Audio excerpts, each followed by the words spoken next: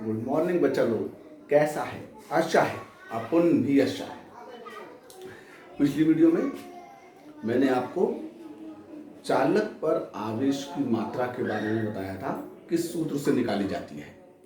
और इस वीडियो में मैं आपको बताऊंगा कि चालक की प्रकृति धनात्मक, ऋणात्मक और उदासीन कैसे होती है। ये तो हम सभी जानते हैं कि प्रत्येक चालक छोटे छोटे कणों से मिलकर बना होता है, जिन्हें हम परमाणु कहते हैं। और परमाणु के बारे में ये जानते हैं कि परमाणु में जितने इलेक्ट्रॉन बाहर की कक्षाओं में होते हैं, उतने ही प्रोटॉन नाभिक के अंदर होते हैं।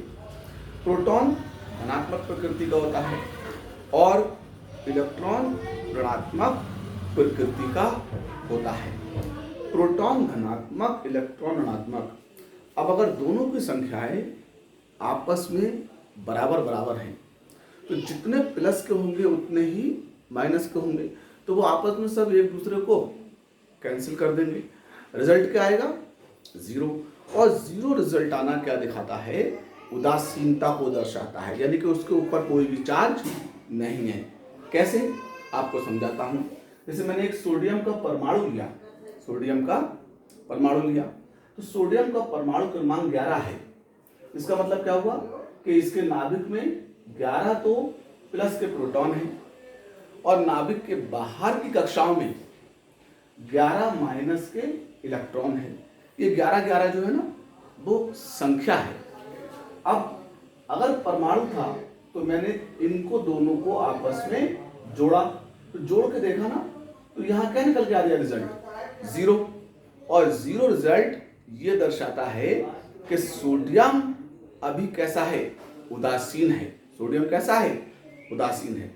अब अगर सोडियम ने एक इलेक्ट्रॉन का त्याग कर दिया है, क्या एक इलेक्ट्रॉन का त्याग किया है, यानी कि इससे एक इलेक्ट्रॉन की कमी हुई है, तो अब इसके बाहर की कक्षाओं में इलेक्ट्रॉनों की संख्या कितनी रह गई? 10।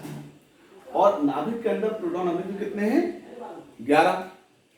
तो अब इन दोनों को अगर हम फिर से जोड़ के देखें, तो अब हमारे पास क्या बच रहा है? प्लस का 1 बच रहा है, यानी कि प्लस ये बता रहा है कि अब इसकी प्रकृति कैसी रहेगी? धनात्मक रहेगी। तो आज के बाद याद रखेंगे कि इलेक्ट्रॉन के निकलने से प्रकृति कैसी होती है? धनात्मक होती है। अब आए ऋणात्मकता की तरफ।